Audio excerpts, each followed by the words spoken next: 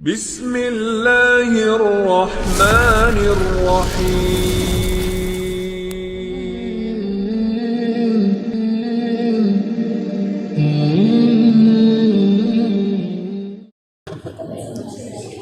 Santri ikhwan dan akhwat yang dimuliakan Allah Subhanahu wa taala. Sering saya ulang-ulang bahwa mengenal sosok Nabi kita Muhammad sallallahu alaihi wasallam adalah satu keharusan. Seorang muslim harus mengenal siapa nabinya. Sangat disayangkan di tengah-tengah masyarakat itu banyak orang tidak mengenal nabinya. Nanti adik-adik kalau pulang tanya sama orang tuanya tentang nasab nabi, anak-anak nabi. Saya yakin orang tua adik-adik mungkin kurang hafal karena mereka tidak diberikan kesempatan seperti adik-adik belajar di sini. Maka ini kesempatan belajar di pondok pesantren Jabal Uhud ini sehingga kita bisa mengenal identitas siapa nabi kita. Karena di antara soalan yang akan ditanyakan kelak di kuburan itu salah satunya adalah wa ma nabiyuka, siapa nabimu. Nanti kalau ditanya siapa nabinya tak tahu pula karena tidak tahu sejarah. Baik, tidak memperpanjang mukaddimah. Siapakah paman-paman Nabi sallallahu alaihi wasallam? Al-Imam Ibnu Hisham rahimahullahu taala di dalam sirahnya beliau menyebutkan bahwa Nabi sallallahu alaihi wasallam itu memiliki 9 paman. Walaupun ada pendapat yang lain bahwa paman Nabi sallallahu alaihi wasallam itu ada 13.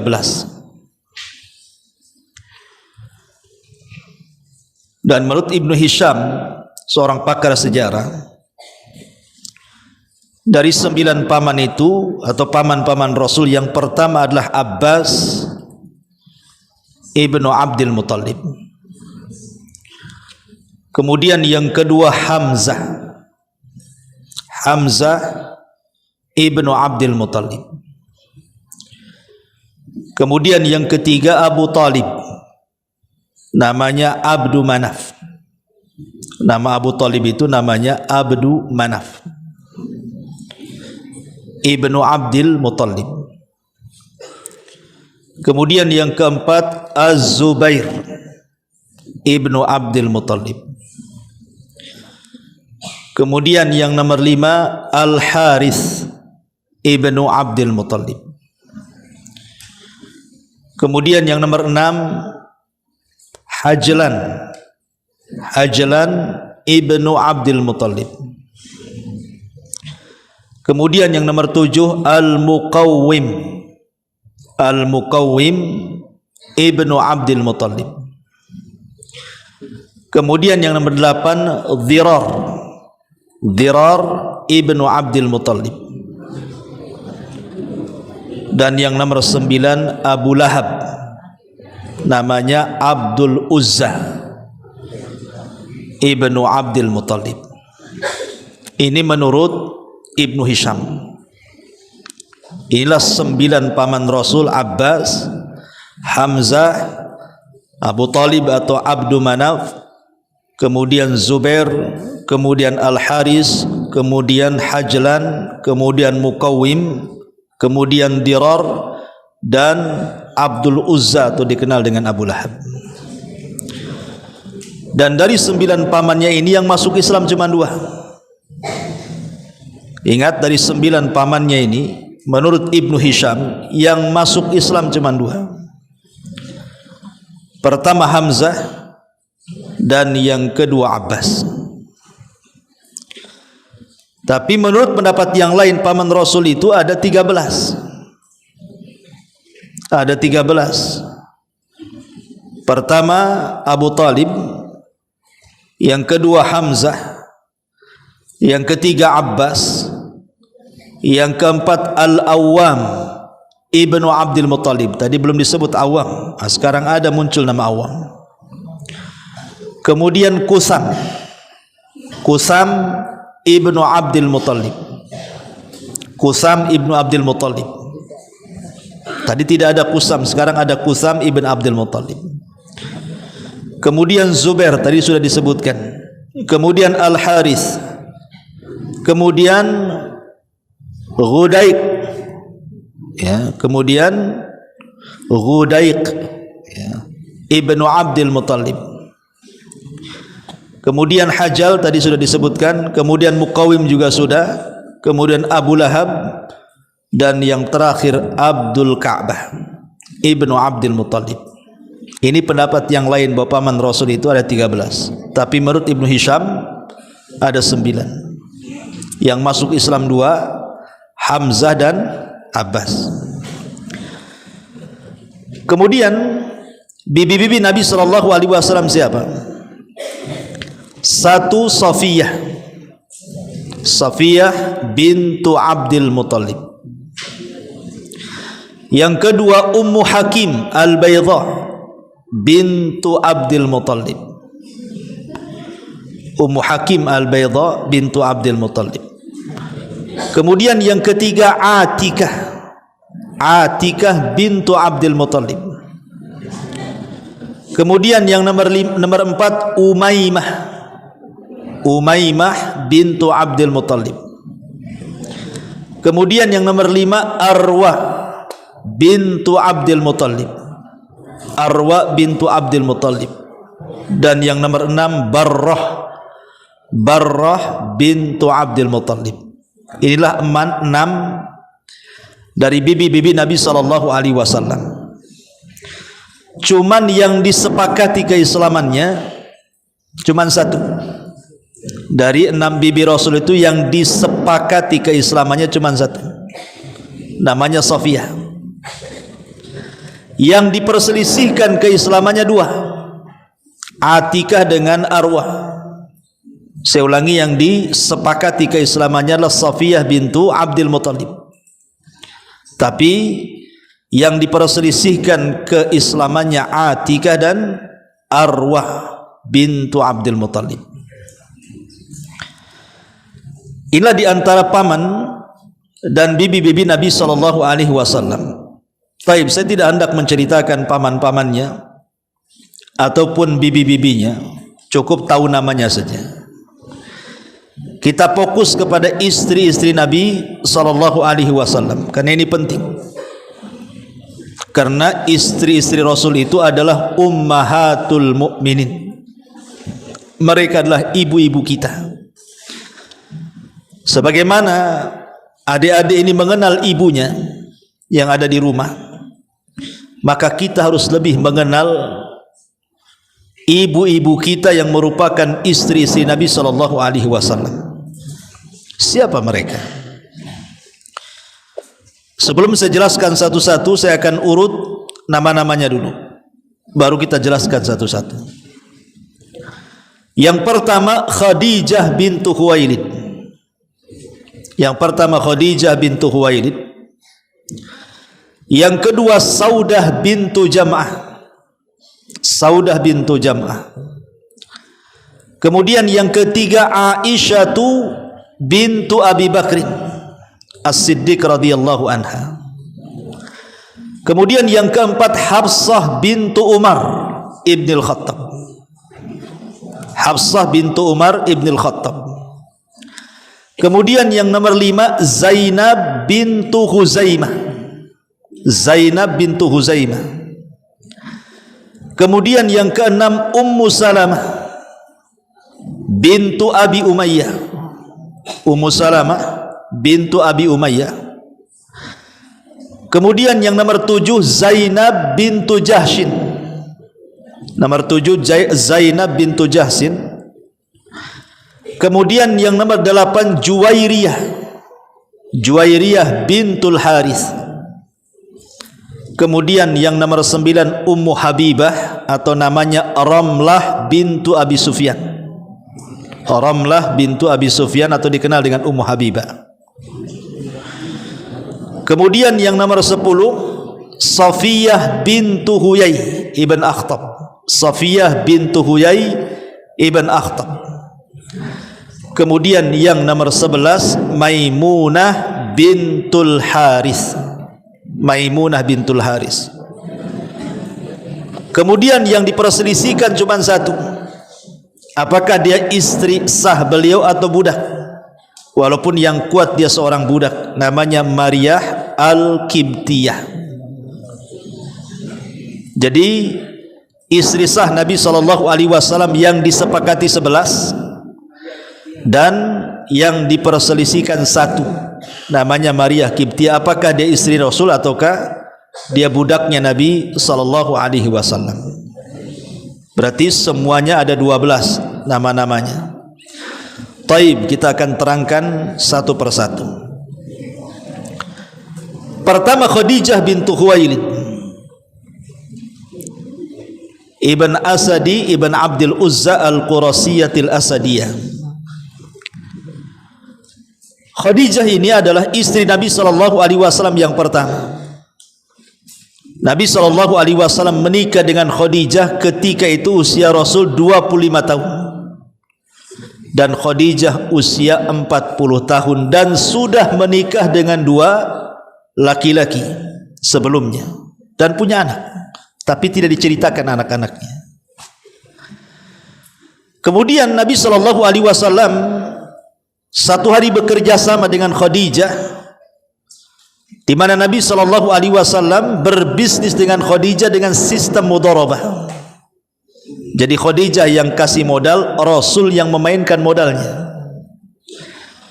Karena melihat kejujuran Rasul, kebaikan Rasul, apalagi Mang Khadijah wanita yang disebut orang-orang jahiliyah sebagai wanita tahirah, wanita yang suci, karena sudah pakai jilbab sebelum ada Islam. Akhirnya tertarik, kemudian meminang Nabi SAW. Maka disuruhnya Nafisah untuk datang kepada Rasul dan menanyakan, maukah kau menikah dengan Khadijah? Tapi Rasul mengatakan, tunggu dulu sampai saya bermusyawarah dengan paman saya Abu Talib. Ketika Abu Talib mendengar, senang dia. Akhirnya kemudian Abu Talib melamarkan Khadijah untuk Nabi SAW. Menikahlah Rasul dengan Khadijah di usia 25 tahun dan Khadijah 40 tahun. Dari pernikahan Khadijah ini lahirlah putra-putri beliau yang sudah saya jelaskan kemarin. Lahir Qasim, lahir Abdullah, lahir Zainab, lahir Ummu Kulsum, lahir Ruqayyah, dan lahir Fatimah. Inilah 6 putra-putri Nabi SAW terlahir dari rahim Khadijah. Dan ketika Nabi SAW diangkat menjadi Nabi dan Rasul, maka satu-satunya wanita yang tidak pernah berpisah dalam dakwah Rasul adalah Khadijah. Dia menghabiskan kekayaannya untuk perjuangan dakwah Nabi sampai ludes kekayaannya, terutama ketika terjadi pemboikotan Bani Hashim, di mana pemboikotan ini terjadi 3 tahun tuh. Bani Hashim dikepung oleh kabilah-kabilah gengnya Abu Jahal, sampai akhirnya dalam pemboikotan itu habis seluruh kekayaan Khadijah untuk memberi makan Bani Hashim. Dan setelah terjadi pemboikotan inilah kemudian Khadijah pun meninggal dunia, sehingga tahun meninggalnya disebut Amul Hazni, tahun kesedihan. Dan Nabi SAW mengatakan bahwa kamu laminar rijal kathirun, laki-laki sempurna itu banyak, tapi wanita yang sempurna itu cuma 4. Kemudian Rasul mengurut dari zaman dulu. Pertama, Asiyah bintu Muzahim. Asiyah bintu Muzahim istrinya Fir'aun. Kemudian yang kedua, Maryam bintu Imran, ibunda daripada Isa bin Maryam. Kemudian yang ketiga, Khadijah bintu Khuwailid, istri Nabi SAW Kemudian yang keempat Fatimah bintu Rasulullah sallallahu alaihi wasallam. Inilah wanita terbaik dunia, salah satunya Rasul menyebutkan Khadijah. Ya, bagaimana tidak? Dialah manusia pertama yang masuk Islam sebelum ada orang yang masuk Islam. Dia wanita yang pertama membenarkan Rasul ketika seluruh manusia mendustakan. Dan dia menginfakkan hartanya di saat manusia bakhil. Bagaimana Rasul tidak sayang dengan Khadijah? Makanya Aisyah radhiyallahu anha, karena Rasul itu saat kematian Khadijah itu sedih. Kenapa? Karena terkenang kebaikannya. Terkadang menangis Rasul itu. Karena kalau setelah sudah terkenang kebaikan Khadijah, Rasul tidak tahan meneteskan air mata. Terkadang ada saudari Khadijah datang kepada Rasul, mengetuk-ngetuk, suaranya sama dengan Khadijah, teringat pula dengan Khadijah. Kalau sudah teringat Khadijah, Rasul akan sembelih kambing kemudian dibagi-bagikan ke teman-teman Khadijah. Lah Aisyah radhiyallahu anha saat sudah menjadi istri Rasul itu cemburu, padahal orangnya sudah mati itu. Dan dia mengatakan, aku tidak pernah cemburu dengan istri-istri Nabi yang lainnya secemburu dengan Khadijah, katanya. Karena Rasul selalu menyebut-nyebut nama Khadijah. Tapi Rasul sallallahu alaihi wasallam membantah Aisyah dan mengatakan, ya Aisyah, bagaimana aku tidak cinta dengan Khadijah? Dia wanita yang pertama beriman saat manusia mendustakan diriku. Dia wanita yang pertama membenarkanku saat manusia mendustakanku. Dia wanita yang lahir dari rahimnya keturunanku. Maka Aisyah terdiam. Ma'asyiral muslimin wal muslimat, ikhwan akhwat yang dimuliakan Allah Azza wa Jalla. Saat Khadijah bintu Khuwailid setelah pemboikotan itu 3 tahun, bayangkan diboikot Bani Hashim. Kemudian Abu Talib sudah sakit-sakitan setelah pemboikotan itu. Akhirnya Abu Talib meninggal dunia. Selang beberapa bulan di tahun yang sama, ketika itu Khadijah kan sudah sepuh, sudah tua. Karena menikah dengan Rasul saja usianya 40 tahun. Rasul saja diangkat jadi Nabi di usia 40 tahun. Otomatis Khadijah sudah tua sekali. Jadi dia ingin membawa makanan kesukaan Rasul. Kemudian dia mencari Nabi SAW, dicari ke sana kemari tak ada. Rupanya diinformasikan Rasul ada di atas bukit. Akhirnya Khadijah pun naik ke atas bukit. Bayangkan sudah tua naik ke atas bukit, kadang jatuh, kadang berdiri, kadang jatuh, kadang berdiri. Lah sebelum datang Khadijah, Jibril datang menemui Nabi SAW. Kemudian ketika melihat Khadijah dari kejauhan, Jibril mengatakan kepada Rasul, ya Muhammad, Allah menitipkan salam kepada Khadijah. Sampaikan salam Allah dariku, sampaikan salam Allah dan dari aku kepada Khadijah. Bayangkan satu-satunya wanita yang mendapatkan salam dari Allah hanyalah Khadijah. Kemudian kata Jibril, beri kabar gembira kepada Khadijah, wa abshirha bi baitin fil jannah la khasaba fiha wala nasab. Sampaikan kabar gembira kepada Khadijah, dia kelak akan dibangunkan istana di sorga yang tidak ada kelelahan dan kebisingan. Karena Khadijah tidak pernah lelah melayani Rasul dan tidak pernah bising sehingga Rasul jadi stres. Makanya dibangunkan rumah yang luar biasa. Kemudian Jibril pergi. Saat Khadijah sampai kepada Nabi SAW, dilihatnya Rasul itu lusuh, namanya mengemban dakwah umatnya, jadi kelihatan capek.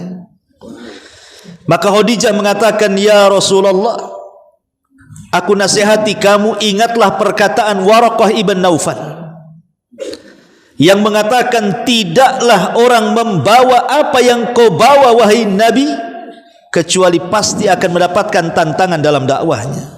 Maka bersabarlah. Khadijah membesarkan hati Nabi. Kemudian Nabi SAW memeluk Khadijah.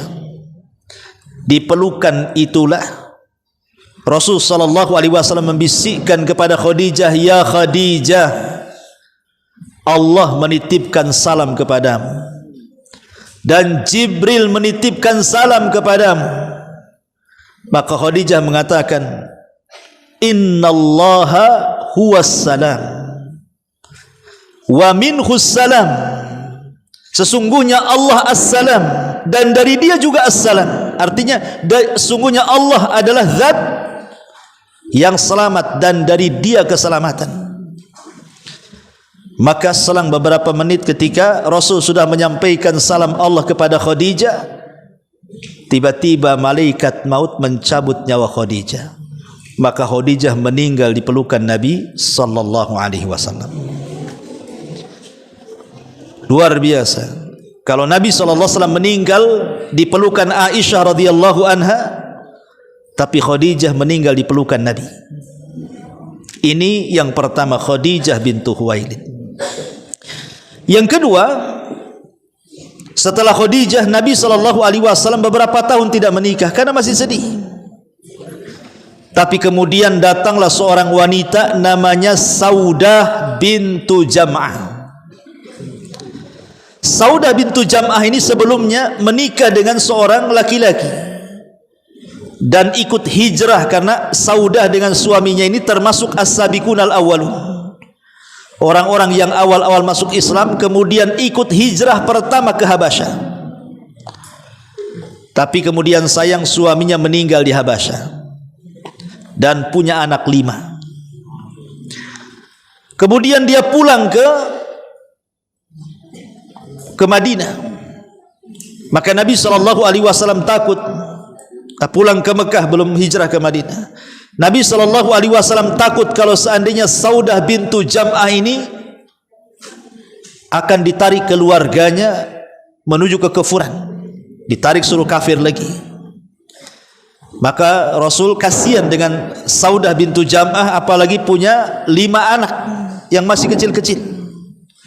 Akhirnya Nabi untuk menyelamatkan agama Saudah bintu Jam'ah, maka Rasul pun kemudian meminang Saudah dan menjadi istrinya.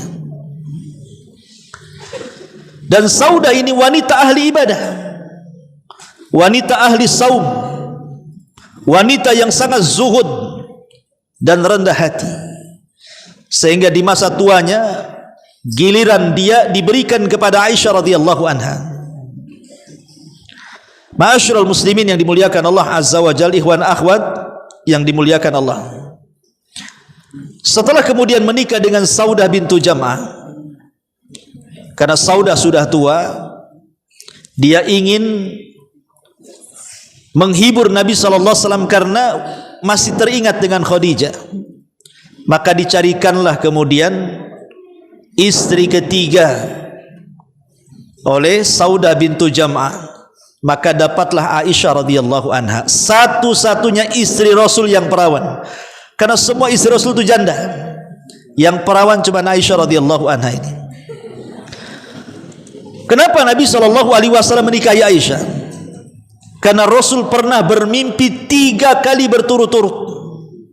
Rasul bermimpi 3 kali berturut-turut. Dalam mimpinya dia melihat ada seorang wanita tertidur, kemudian jatuh kain sutra dari langit dan menutupi badannya. Kemudian setelah disingkap rupanya Aisyah radhiyallahu anha. Esoknya mimpi lagi dengan mimpi yang sama. Esoknya mimpi lagi dengan mimpi yang sama. 3 kali Rasul bermimpi seperti itu. Kemudian Rasul mengatakan, "In kanat khairan," kalau seandainya memang Aisyah itu merupakan jodoh terbaik diriku, kata Rasul, fasayumdihillahu azza wajal, pasti Allah akan menakdirkan dia akan jadi jodoh Rasul sallallahu alaihi wasallam. Lah Aisyah ini sebenarnya sudah dipinang duluan oleh seorang laki-laki, tapi tidak jadi. Ketika kemudian dihabarkan kepada Abu Bakar dan juga istrinya bahwa Rasul sallallahu alaihi wasallam hendak meminang Aisyah radhiyallahu anha, dengan senang hati Abu Bakar Siddiq radhiyallahu anhu menyerahkan putrinya. Kenapa? Karena semua sahabat ini ingin punya hubungan spesial dengan Rasul. Jadi Abu Bakar ingin menjadi mertua bagi Nabi SAW, sehingga terikatlah hubungan nasab di situ. Akhirnya singkat cerita, Rasul menikahi Aisyah. Karena Aisyah ketika itu masih kecil, usia 6 tahun, maka Rasul tidak menggaulinya sampai di usia 9 tahun. Setelah balik baru Rasul menggaulinya. Tapi sayang dari Aisyah tidak punya keturunan. Tapi Aisyah ini wanita cerdas. Kata Imam Zuhri yang banyak mengambil hadis dari Aisyah radhiyallahu anha mengatakan, kalaulah Aisyah itu diletakkan di satu neraca dan seluruh wanita Arab diletakkan di neraca satunya, kemudian dibandingkan pengetahuannya Aisyah dengan seluruh wanita Arab, maka pengetahuan Aisyah menjangkau seluruh wanita-wanita Arab, bahkan wanita dunia. Ya, karena dia terlahir dari bapak yang cerdas, Abu Bakar Siddiq radhiyallahu an, seorang pakar ahli nasab. Semua nasab Arab Abu Bakar tahu. Jadi kalau ada antar kabilah kemudian bertikai soal nasab, maka mereka datang kepada Abu Bakar Siddiq untuk menyelesaikan sebenarnya saya ini turunan siapa. Nanti Abu Bakar menyebutkan silsilahnya itu, dan semuanya hafal. Wajar kalau seandainya Aisyah digolongkan satu di antara sahabat-sahabat Rasul yang banyak mengeluarkan hadis, di atas 1000 hadis. Aisyah radhiyallahu anha ini termasuk wanita yang banyak meriwayatkan hadis dari Rasul, di atas 1000 hadis yang sampai kepada kita. Tentu yang paling banyak Abu Hurairah di atas 5000. Tapi Aisyah radhiyallahu anha meriwayatkan hadis sampai 2000 lebih hadis sampai kepada kita. Ma'asyiral muslimin wal muslimat, ikhwan akhwat yang dimuliakan Allah azza wa jalla. Dan Aisyah radhiyallahu anha juga adalah wanita yang paling banyak menemani Rasul saat peperangan. Sampai satu hari Aisyah ini pulang dari peperangan malam-malam, karena kan dia naik di atas unta. Jadi di atas unta itu dibuat rumah-rumahan. Kemudian Aisyah di dalam rumah-rumahan unta itu. Entah kenapa malam itu Aisyah radhiyallahu anha ingin buang hajat, minta berhenti di tengah padang pasir. Otomatis Aisyah radhiyallahu anha harus menjauh dari prajurit kan, karena dia mau buang hajat. Jauh dia melangkah, setelah tidak nampak orang baru dia buang hajat di tengah padang pasir itu. Ini prajurit tak tahu kalau Aisyah ini belum datang dan belum masuk di atas rumah-rumahan unta itu. Main pergi aja prajurit, meninggalkan Aisyah sendirian di tengah padang pasir. Tapi Aisyah ini wanita cerdas, dia tidak menyusul pasukan, dia nunggu di situ. Karena dia berpikir nanti kalau seandainya orang tahu dia tidak ada di atas tanduk unta itu, pasti akan balik dan akan menyusulnya. Tapi Allah takdirkan adalah seorang sahabat namanya Safwan ibnu Mu'attil. Tulis Safwan ibnu Mu'attil. Dia telat datang. Kalau kita baca biografinya Safwan ibnu Mu'attil itu sahabat yang mudah tidur. Ya, pokoknya mudah kali tidur itu. Jadi mungkin ketiduran dia, ketinggalan pasukan. Ya. Jadi ketika dia malam-malam sendirian itu nyusul pasukan, nampak ada seorang wanita. Karena Safwan ini kan pernah melihat Aisyah sebelum datang ayat hijab, dia kenal tuh. Dia hanya mengatakan inna lillahi wa inna ilaihi rajiun. Kenapa Aisyah ada di sini? Maka Aisyah radhiyallahu anha kemudian disuruh naik ke atas untanya dan dia pegang pelannya, kemudian dituntun sampai ke pasukan. Masalahnya di tengah jalan nampaklah oleh tokoh munafik Madinah, presiden munafik Madinah. Siapa namanya? Abdullah ibnu Ubay ibnu Salul. Abdullah ibnu Ubay ibn Salul. Akhirnya ada kesempatan nih untuk menuduh Aisyah berzina dengan Safwan ibn Mu'attil. Maka disebarkanlah berita hoax bahwa Aisyah sudah selingkuh dari Nabi dan berzina dengan Safwan ibn Mu'attil. Satu kota Madinah geger gara-gara berita ini. Akhirnya Rasul mendengar dan kedatangan Aisyah karena lelah letih, akhirnya Aisyah pun sakit. Nabi 1 bulan tidak menemui Aisyah karena menunggu wahyu apakah benar istrinya selingkuh atau tidak. Tapi sudah 1 bulan wahyu pun tak turun, sehingga beratlah bagi Rasul untuk menanyakan langsung, tapi harus ditanyakan. Makanya Rasul kemudian datang ke rumah Aisyah, di sampingnya ada ibunya, ada Abu Bakar bapaknya, dan ada 1 jariyah pembantunya. Terang-terangan Rasul bertanya kepada Aisyah, wahai Aisyah, in kunti lamamti bidhammin fastaghfirillah fa innal abda idza taballah fa innal abda idza taballahu alaihi. Kata Rasul, wahai Aisyah, kalau memang engkau melakukan dosa, apa yang dikatakan orang-orang benar kau selingkuh dengan Safwan, tinggal bertobat saja. Karena seorang hamba itu kalau bertobat, Allah pasti akan berikan tobatnya. Tetapi kata Rasul, wa in kunti bari'atun fasayubarri'ukillah azza wa jal min fawqi sab'i samawat. Tapi kalau tuduhan orang-orang munafik tidak benar, engkau tidak selingkuh, engkau bersih, yakinlah Allah pasti akan membelamu dari 7 lapis langit sana, dan Allah akan membersihkan namamu. Tiba-tiba Aisyah menangis dan mengatakan kepada bapaknya Abu Bakar, ya Aba Bakar, ya Abi ajibi Rasulullah sallallahu alaihi wasallam. Wahai bapakku, tolonglah jawab 2 pertanyaan Nabi ini. Tapi Abu Bakar tidak bisa menjawab, hanya menangis. Kemudian Aisyah ngomong sama ibunya, tolonglah Bu, jawablah 2 pertanyaan Rasul ini. Ibunya pun hanya bisa menangis. Akhirnya Aisyah ketika itu masih kecil, hanya mengambil selimutnya dan mengatakan, aku tidak bisa bicara apapun. Kalaupun aku katakan, iya saya berselingkuh, dan saya tidak berselingkuh, kalian pun tidak mungkin percaya. Ataupun saya katakan saya tidak berselingkuh, kalian pun mungkin tidak akan percaya. Tapi aku teringat dengan pesan dari ayahnya Yusuf. Dia lupa mau ngomong Yakub itu. Dia hanya mengatakan aku teringat dengan ayahnya Yusuf, Nabi Yusuf, ketika kehilangan anaknya Yusuf karena dicemplungkan ke sumur oleh saudara-saudaranya. Apa katanya Yakub itu? Fasabrun jamil wallahu musta'anu alama tasifun. Sabar itu indah dan Allah pasti akan menyingkap semuanya.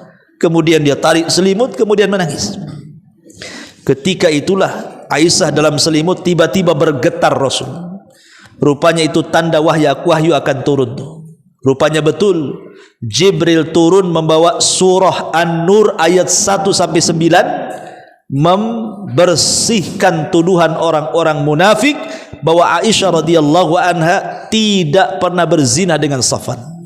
Bersih dia karena turun wahyu. Ma'asyiral muslimin wal muslimat, ikhwan akhwat yang dimuliakan Allah azza wajalla.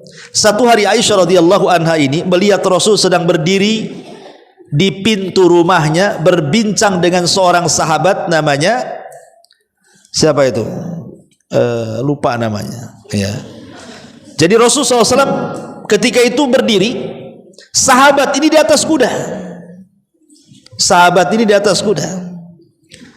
Kok sahabat ini memerintahkan Nabi SAW? Kayaknya kurang sopan.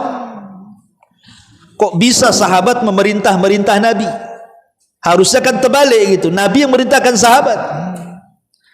Rupanya kemudian setelah orang ini pergi, Aisyah bertanya, wahai Rasul, siapa orang itu? Namanya Dihyatul Kalbi. Ya baru ingat saya, Dihyatul Kalbi. Jadi kata Aisyah radhiyallahu anha, ya Rasulullah, aku memandang dirimu sedang berbicara dengan Dihya. Kenapa dia memerintahkan kamu? Akhirnya Rasul mengatakan, ya Aisyah, dia bukan Dihya, dia bukan Dihyatul Kalbi, tapi dia adalah jelmaan malaikat Jibril. Karena Jibril kalau turun menemui Rasul itu, dia akan menjelma sebagai Dihyatul Kalbi. Karena pemuda paling ganteng di tengah-tengah orang-orang Quraisy itu namanya Dihyatul Kalbi. Jadi kata Rasulullah, itu bukan Dihya, itu Jibril. Kemudian Rasul mengatakan, ya Aisyah, engkau melihatnya? Kata Aisyah, iya. Karena engkau sudah melihat Jibril dalam bentuk Dihya, engkau akan mengalami kebutaan di akhir hayatmu. Karena satu-satunya wanita yang melihat Jibril hanyalah Aisyah. Tapi kalau laki-laki banyak. Seperti Rasul di dalam hadis Jibril yang panjang itu, datang Jibril dalam bentuk laki-laki yang sangat tampan, rambutnya hitam, kemudian berbaju sangat putih, tiba-tiba bertanya Islam, bertanya iman, bertanya ihsan, bertanya kiamat, macam-macam gitu ya. Pas sahabat melihatnya, tapi wanita yang melihat malaikat dalam bentuk Dihya hanyalah Aisyah. Makanya Rasul mengatakan, engkau akan mengalami kebutaan di akhir hayatmu. Benar. Setelah Rasul meninggal, Aisyah pun kemudian hidup sendirian, kemudian menua sampai akhirnya sudah tua, dia pun buta. Ketika dia sudah buta, dia selalu ngomong sama pembantunya dan mengatakan, wahai pembantu, adakah barang-barang berharga di rumahku? Kata pembantu, ada. Ambil sedekahkan kepada si fulan. Kemudian esoknya ngomong gitu lagi kepada pembantunya, pembantu, ada enggak barang berharga? Kata pembantunya, ada. Ambil sedekahkan. Setiap hari sampai habis barang di rumah Aisyah akan disedekahkan. Ketika sudah habis, Aisyah mengatakan, wahai pembantuku, ada enggak barang? Kata pembantunya, sudah habis wahai Ummul Mukminin. Habis. Apalagi yang kau akan sedekahkan? Kenapa kau habiskan hartamu untuk bersedekah? Kata Aisyah radhiyallahu anha membacakan ayat, wal akhiratu khairu wa abqa. Ingat, akhirat itu lebih kekal dan lebih baik. Selepas itu beberapa bulan setelahnya Aisyah meninggal dunia.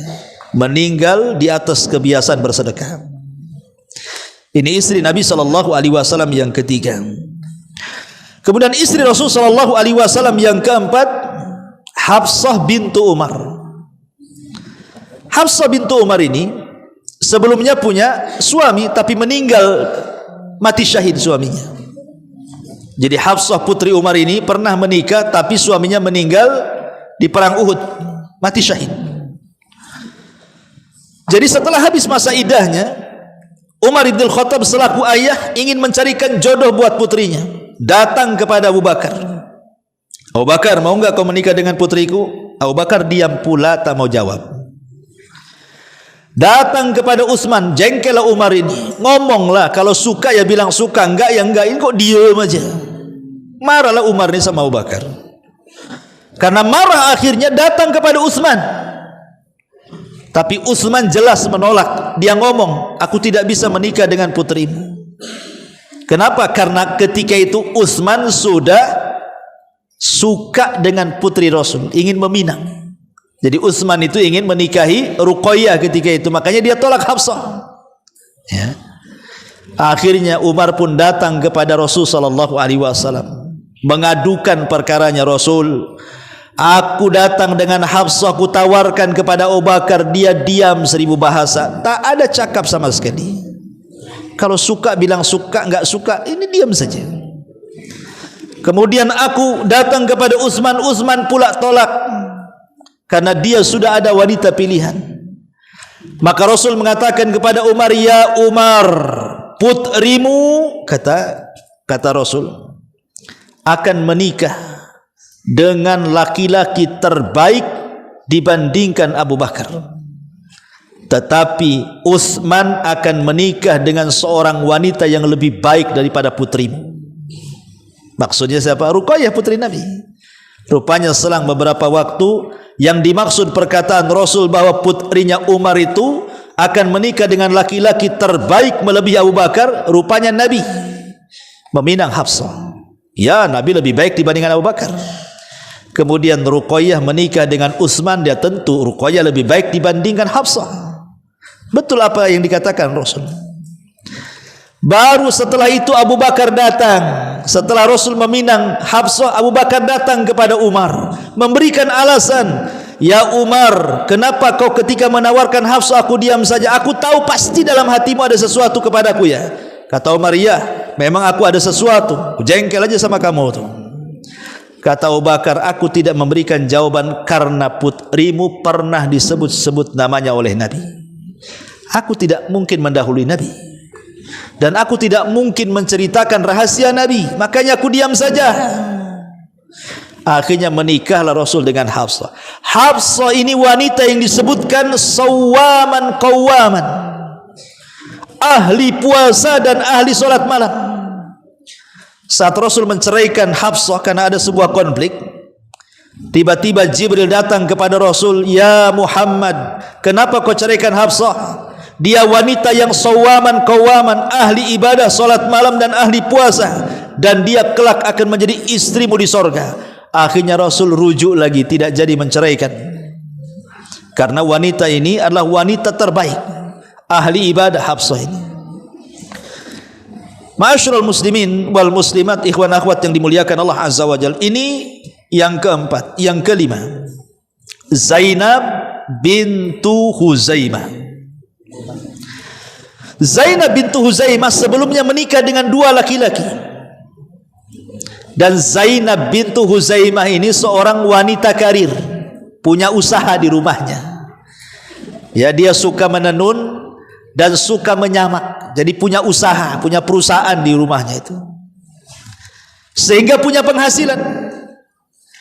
Lah dengan penghasilannya itulah kemudian Zainab bintu Huzaimah ini merawat anak-anak yatim dan orang-orang miskin, sehingga orang-orang penduduk Madinah itu menggelari Zainab bintu Huzaimah ini sebagai Ummul Masakin, ibunya orang-orang miskin. Karena banyak orang miskin itu yang ditolong dia.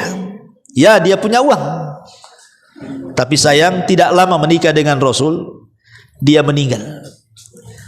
Jadi ada dua istri Nabi meninggal sebelum Nabi meninggal. Pertama Khadijah meninggal sebelum Nabi meninggal. Yang kedua Zainab bintu Huzaimah meninggal sebelum Nabi meninggal. Inilah dua istri Rasul meninggal duluan sebelum Rasul meninggal. Yang lainnya Rasul meninggal baru yang lainnya meninggal. Namanya Zainab bintu Huzaimah. Kemudian yang nomor berapa itu? Yang nomor 6, Ummu Salamah. Ummu Salamah ini wanita yang paling berakat. Dia dulunya menikah dengan Abu Salamah, hijrah 2 kali ke Habasyah, kemudian dipisahkan oleh keluarganya saat hendak hijrah ke Madinah. Lah Ummu Salamah ini, dia sangat mencintai suaminya. Allah takdirkan suaminya meninggal, sehingga Nabi SAW mengajarkan doa kepada Ummu Salamah saat meninggalnya Abu Salamah ini. Apa kata Rasul kepada Ummu Salamah? Wahai Ummu Salamah, kuli, katakan, Allahumma hjurni fi musibati wakhluf li khairan minhu. Ya Allah, berilah pahala akan musibah yang menimpaku dan gantikan suamiku dengan laki-laki terbaik daripada dia. Kata Ummu Salamah, Rasul, tidak ada laki-laki terbaik melebihi Abu Salamah. Aku tak mau baca doa itu, katanya. Aku mau baca doa yang pertama saja, ya Allah berikan pahala atas musibah yang menimpaku. Adapun kalimat setelahnya aku tak mau baca, katanya. Karena tidak ada di mataku laki-laki terbaik melebihi suamiku Abu Salamah, katanya. Kata Rasul, sudah baca saja, rewel kali. Akhirnya dibaca juga, wakhluf li khairan minhu, ya Allah gantikanlah suamiku dengan laki-laki terbaik.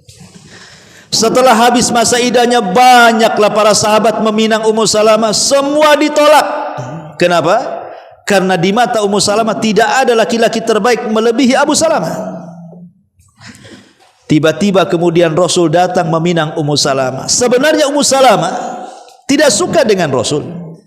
Dia ingin menolak secara halus dengan memberikan 3 soalan.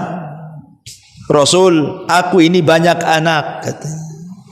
Janganlah menikah dengan wanita yang banyak anak. 1. Yang kedua, Rasul, aku ini wanita pecemburu, istrimu banyak, nanti cemburu pula aku, katanya. Yang ketiga, aku ini sudah tua, carilah yang muda-muda. Menolak halus. Tapi Rasul mengatakan, ya Ummu Salamah, adapun anak-anakmu adalah anak-anakku. Adapun kau sudah tua, aku pun sudah tua, apa salahnya? Adapun sifat cemburumu, aku akan berdoa kepada Allah, semoga Allah hilangkan. Akhirnya Ummu Salamah pun mau tidak mau, karena tiga-tiga sudah terbantahkan. Menikahlah dengan Rasul, dan dia wanita yang tidak punya cemburu, karena Rasul mendoakan dihilangkan cemburunya, sehingga satu-satunya istri Rasul yang berakal adalah Ummu Salamah. Kalau ada konflik di antara istri Rasul, Ummu Salamah lah pendamainya itu. Bahkan saking cerdasnya ketika Rasul umroh Hudaybiyah yang enggak jadi masuk itu kan Rasul itu umroh 4 kali. Yang 1 kali disebut umroh Hudaybiyah, niat umroh enggak jadi karena dihadang orang-orang Quraisy itu.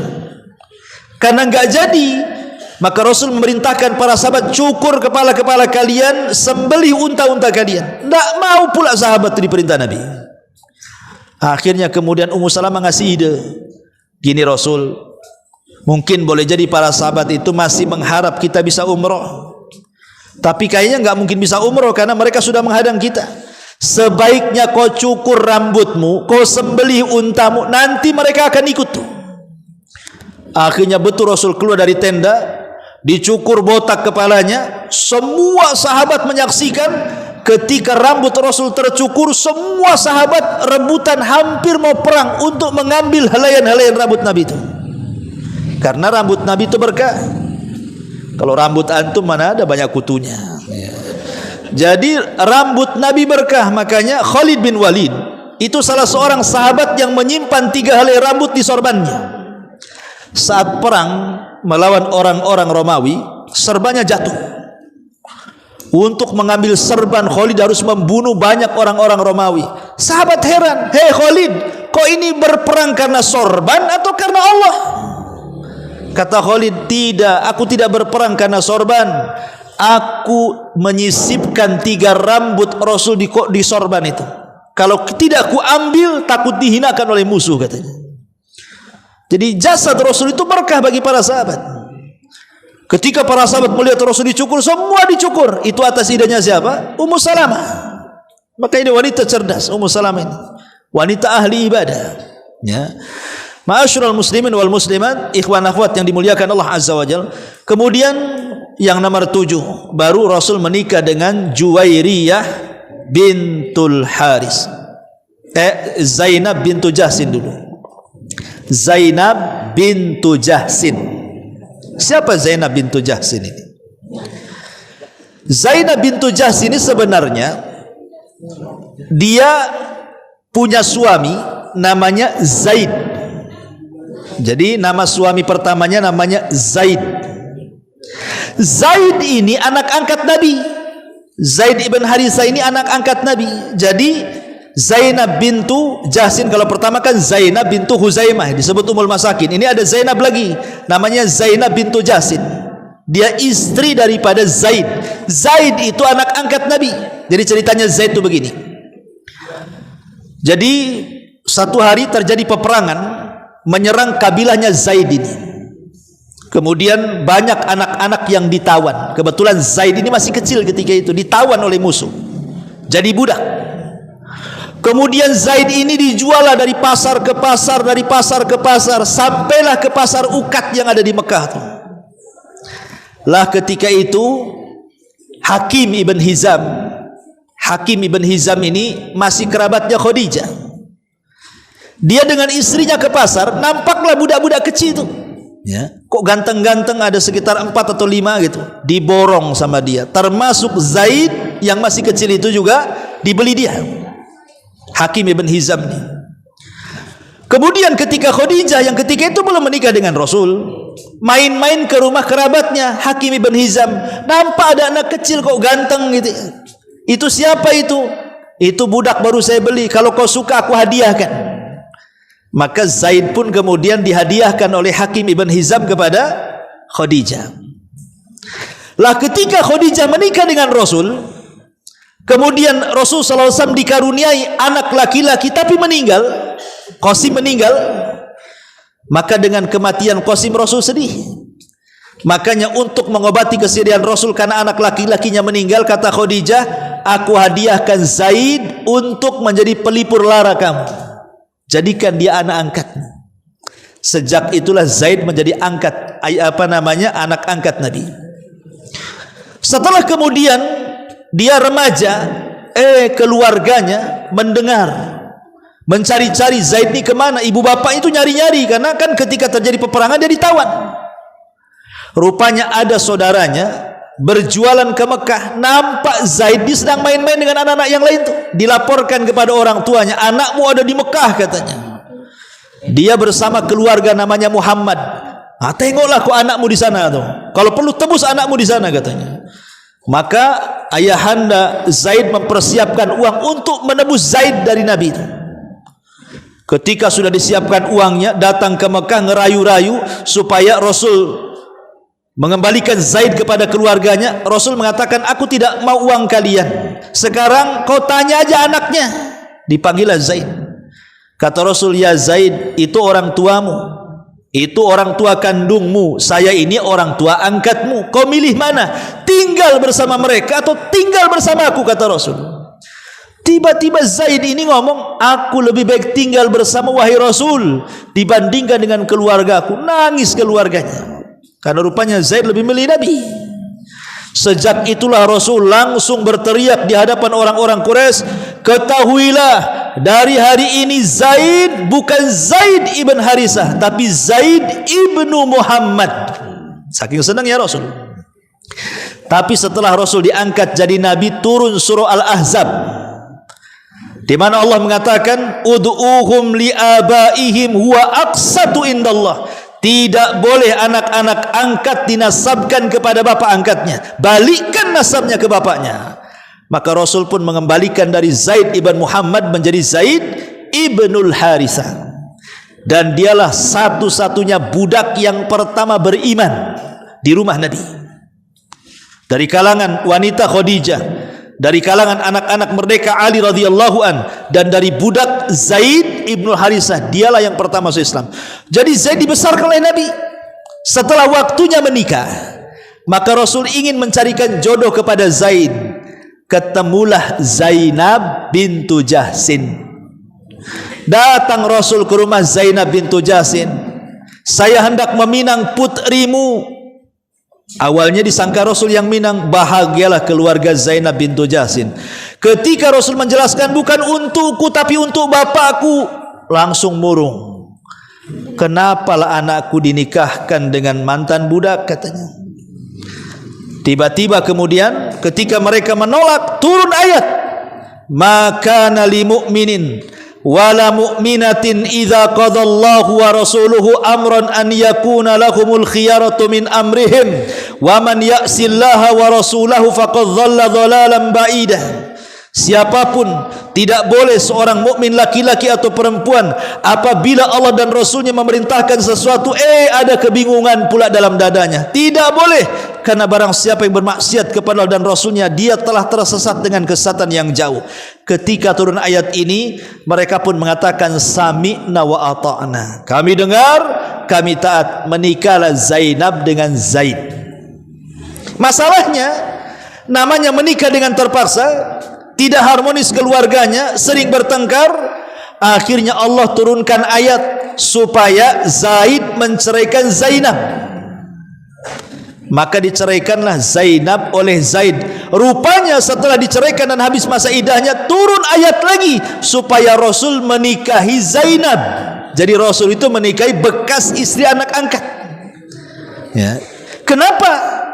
Rupanya Allah itu hendak membatalkan tradisi jahiliyah yang menyamakan anak kandung dengan anak angkat. Maka Islam membedakan anak kandung beda dengan anak angkat. Karena kalau anak angkat itu tidak ada hubungan mahram, tidak ada hubungan wali, tidak ada hubungan waris. Tapi kalau anak kandung, dia ada hubungan mahram, dia ada hubungan wali, dia ada hubungan waris. Makanya Rasul ingin membatalkan tradisi jahiliyah, akhirnya menikahi Zainab bintu Jahsin. Makanya Zainab berbangga, di hadapan istri si Nabi, kalian dinikahkan wali-wali kalian, aku loh dinikahkan oleh Allah dari atas 7 lapis langit sana katanya. Karena yang pemerintahkan menikah adalah Allah langsung. Ini istri Rasul yang ke-7. Yang ke-8 Juwairiyah bintul Haris. Juwairiyah bintul Haris ini dia adalah anak pembesar Bani Mustalik. Anak pembesar Bani Mustalik. Jadi Bani Mustalik berkhianat, diserang sama Nabi, kemudian KO, kalah. Lah Juwairiyah ini salah satu tawanannya. Maka akhirnya Juwairiyah ditawarkan oleh Nabi SAW, kalau kau ingin merdeka, ku merdekakan, tapi kalau engkau menikah denganku itu lebih baik. Tiba-tiba Juwairiyah mengatakan, saya siap menikah dengan anda wahai Rasul, tapi merdekakan budak-budak satu Bani Mustalik itu, katanya. Akhirnya dengan menikahnya Rasul dengan Juwairiyah, membawa keberuntungan kepada kabilah Bani Mustalik, semua dimerdekakan dari budak dan semua masuk Islam. Bayangkan, ya, gara-gara pernikahan dengan Juwairiyah satu kabilah masuk Islam tuh. Itulah Juwairiyah bintul Haris. Kemudian yang nomor 9 Ummu Habibah. Ummu Habibah ini putri daripada Abi Sufyan, namanya Romlah bintu Abi Sufyan. Bapaknya musuh Nabi, musuh bebuyutan Nabi itu Abi Sufyan itu. Jadi saat kemudian Romlah ini hijrah bersama suaminya, kemana? Ke Ethiopia, ke Habasyah sana. Allah takdirkan pula suaminya kemudian murtad, kemudian meninggal, ikut Nasrani. Habis ikut Nasrani meninggal, menjadilah janda ini. Akhirnya kemudian Nabi SAW ingin menikahi si Romlah ini, tapi masalahnya kan jaraknya jauh, satu di Habasyah, satu pula di Madinah. Bagaimana cara nikahnya? Maka Rasul mengutus Amir ibn Az-Zamri. Amir Az-Zamri diutus Rasul untuk menjadi wakil dia, dan semua pernikahannya didanai oleh Raja Habasyah, oleh Raja Najasyi, termasuk maharnya juga, ya, dibantu oleh Raja Najasyi. Namanya Ashama ibn Afjur, satu-satunya raja yang masuk Islam, tapi rakyatnya kufur. Itulah Najasyi, namanya Ashama ibn Afjur namanya, ya. Lah akhirnya setelah menikah taukil, ya, menikah diwakilkan, maka setelah sah akadnya kemudian Romlah dibawa ke Madinah dan sah menjadi istri Nabi. Saat Romlah ini sudah jadi istri Nabi, datang bapaknya Abi Sufyan dari Mekah, masih kafir, musuh Nabi, bertamu ke rumah anaknya Romlah. Ketika mau duduk ditikarnya digulung.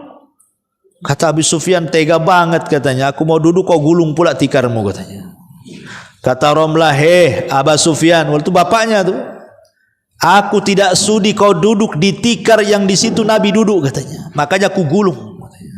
Jadi keras dia dengan bapaknya tuh, ya, karena bapaknya kafir dan musuh Nabi, ya.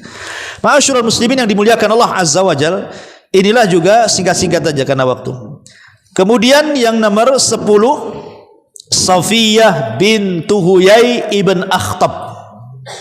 Bapaknya orang Yahudi. Bapaknya Safiyah ini orang Yahudi, ya.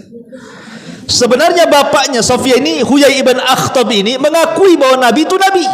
Jadi satu hari ketika Rasul baru datang hijrah dari Mekah ke Madinah dan ada di Kuba tuh, jadi Huyai ibn Akhtab ini bersama saudaranya namanya Yasir. Kata Huyai, ayo Yasir, kita tengok tuh Nabi yang baru datang tuh, betul tak dia Nabi katanya.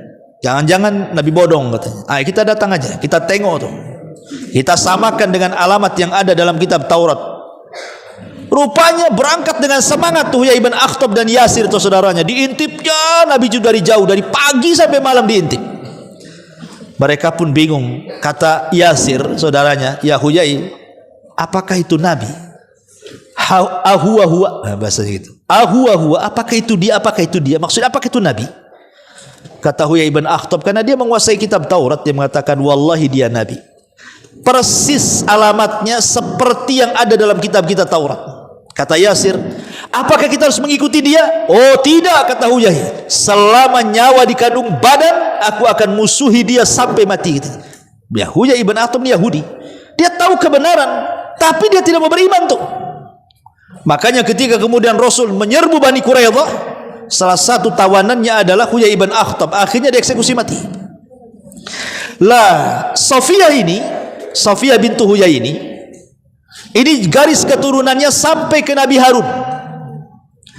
Jadi satu hari Hafsah atau siapa gitu kan ngejek Safiyah dan mengatakan, "Hei anak putri Yahudi." Nangis dia. Karena ketika menikah dengan Rasul usianya 17 tahun. Itu pun karena mimpi Safiyah itu sebelum dia menikah dengan Rasul pernah bermimpi. Dalam mimpinya kejatuhan bulan. Kemudian dia cerita kepada ayahnya, "Jangan-jangan aku akan menikah dengan orang besar." Aku ditempeleng sama ayahnya itu. Karena tahu tidak ada orang besar kecuali Nabi. Ya. Karena ayahnya kan tidak suka dengan Nabi. Jadi cepat Safiyah didikahkan dengan laki-laki lain dari pembesar Yahudi itu. Tapi sayang suaminya juga terbunuh, bapaknya terbunuh juga. Akhirnya jadi janda. Makanya setelah kemudian dipilihkan oleh Rasul, apakah kau mau bebas? Aku merdekakan. Kata Safiyah, tidak. Aku harus menikah dengan kau, Nabi. Kenapa? Karena aku pernah bermimpi kejatuhan bulan dan takwilnya aku harus bermimpi dengan orang besar, dan itu kamu, katanya. Nah, sejak itulah Rasul menikah dengan Safiyah bintu Huyai. Dan ketika kemudian dikatakan oleh istri yang lainnya, "Hei putri Yahudi," nangis dia. Maka Rasul mengatakan, "Jangan nangis wahai Safiyah. Siapa yang lebih tinggi daripada nasabmu? Bapakmu, maksudnya pamanmu seorang nabi. Bapakmu seorang nabi dan suamimu seorang nabi." Maksudnya jalur keturunannya, karena Safiyah kalau diurut itu sampai kepada Harun. Dan saudara Harun Nabi Musa nabi. Jadi Rasul mengatakan bapakmu nabi maksudnya Harun, pamanmu nabi maksudnya Musa, suamimu juga nabi maksudnya aku, kata Rasul. Apalagi yang kau banggakan tuh, katanya. Semua nabi kan itu. Ma'asyiral muslimin wal muslimat, ikhwan akhwat yang dimuliakan Allah Azza wa Jalla. Kemudian yang terakhir, Maimunah bintul Haris. Maimunah bintul Haris ibn Hazan, ya. Ma'asyiral muslimin wal muslimat, ikhwan akhwat yang dimuliakan Allah Azza wa Jalla, ini pun salah satu istri Rasul yang terakhir dinikahi Nabi. Jadi wanita yang terakhir dinikahi Nabi namanya Maimunah bintul Haris, menikah ketika Nabi sallallahu alaihi wasallam pulang dari umrah Hudaybiyah. Ya. Menikah, itulah wanita terakhir yang dinikahi Rasul. Adapun yang nomor 12 namanya siapa? Maria Kiptia ini. Jadi satu hari Nabi SAW mengirim surat ke Muqawqus. Muqawqus ini raja Mesir di zaman itu, namanya Muqawqus, supaya masuk Islam. Tetapi Muqawqus menolak surat Nabi, tapi tidak merobek, tidak seperti raja Persia akan dirobek surat Nabi. Makanya Rasul marah dan mengatakan, karena dia sudah merobek suratku, maka semoga Allah robek kerajaannya. Maka sejak doa itu, orang ketika tumbangnya Persia sampai kiamat, Persia sudah nggak ada lagi. Tapi Muqawqus ini baik-baik disimpan tuh suratnya Nabi itu. Akhirnya sebagai penghargaan, terima kasih ajakan Islam, akhirnya dia mengirim 2 wanita budak namanya Sirin dan juga Maria Kiptia sebagai hadiah untuk Nabi, dan seorang dokter. Akhirnya Rasul pun menerima hadiah Maria Kiptia dan Sirin. Sirin dihadiahkan oleh Rasul untuk juru syairnya namanya Hasan ibn Thabit. Siapa juru syairnya Nabi? Hasan ibn Thabit, itu penyair Rasul. Akhirnya diambil oleh Hasan ibn Thabit, dan Maria diambil Nabi. Dari Maria inilah punya anak satu namanya Ibrahim, tapi meninggal di usia 1 tahun 8 bulan. Rasul punya anak dari Maria Kiptia ini, satu-satunya putra Rasul ada dari Maria Kiptia itu, namanya Ibrahim. Kenapa disebut Ibrahim? Karena dari Mesir masalahnya ibunya, supaya terkenang dengan kakek buyutnya, karena Rasul pun turunan Hajar. Hajar ini hadiah daripada Raja Mesir untuk Sarah yang kemudian nikahi Ibrahim. Maka Maria juga sama-sama di Mesir, makanya kemudian teringat dengan Ibrahim, dikasih nama Ibrahim. Saat meninggalnya Ibrahim ini terjadi gerhana matahari total, ya. Zaman itu jarang gerhana sehingga disangka kiamat. Maka orang-orang menyangka gerhana itu jangan-jangan karena kematian Ibrahim. Maka Rasul menjelaskan, tidak, gerhana itu bukan karena kematian, bukan karena kehidupan, tapi itu tanda-tanda kuasa Allah untuk menakut-takuti hambanya. Segeralah sholat, sedekah, berzikir, istighfar, kata Rasulullah. Ya, lah itu dari Maria. Lah ini diperselisihkan apakah dia istri Nabi sah gitu ya, ataukah dia seorang budak. Ya. Jadi kalau kita simpulkan dari istri Nabi sallallahu alaihi wasallam ini, ikhwan, dimuliakan Allah Subhanahu wa taala, ya. Sebagaimana disebutkan oleh Al-Hafidh Abdul Rahim Al-Iraqi, seorang fuqaha ahli fikih, ya. Dia mengatakan bahwa istri si Nabi sallallahu alaihi wasallam itu ada dari Quraisy, Arab Quraisy, ada dari Arab tapi bukan Quraisy, dan ada dari Bani Israel. Dan itu bisa dirinci 6 istri Rasul asli Arab Quraisy. 6 istri Rasul asli Arab Quraisy, dan itu Khadijah, Saudah, Aisyah, Hafsah, Ummu Salamah, dan Ummu Habibah. Saya ulangi, ini 6 istri Rasul dari Quraisy: Khadijah, Saudah, Aisyah, Hafsah, Ummu Salamah, dan Ummu Habibah. Kemudian yang kedua 4 orang dari Arab tapi bukan dari Quraisy. 4 orang dari Arab tapi bukan dari Quraisy. 1 Zainab bintu Jahsin, 2 Juwairiyah bintul Haris, 3 Zainab bintu Huzaimah, dan 4 Maimunah bintul Haris. 1 Zainab bintu Jahsin, 2 Juwairiyah bintul Haris, 3 Zainab bintu Huzaimah, dan 4 Maimunah bintul Haris. Ini orang Arab tapi bukan Quraisy. Dan 1 keturunan bukan Arab dari Bani Israel, namanya Safiyah bintu Huyai. Taib. Ini kesimpulan dari istri si Nabi sallallahu alaihi wasallam.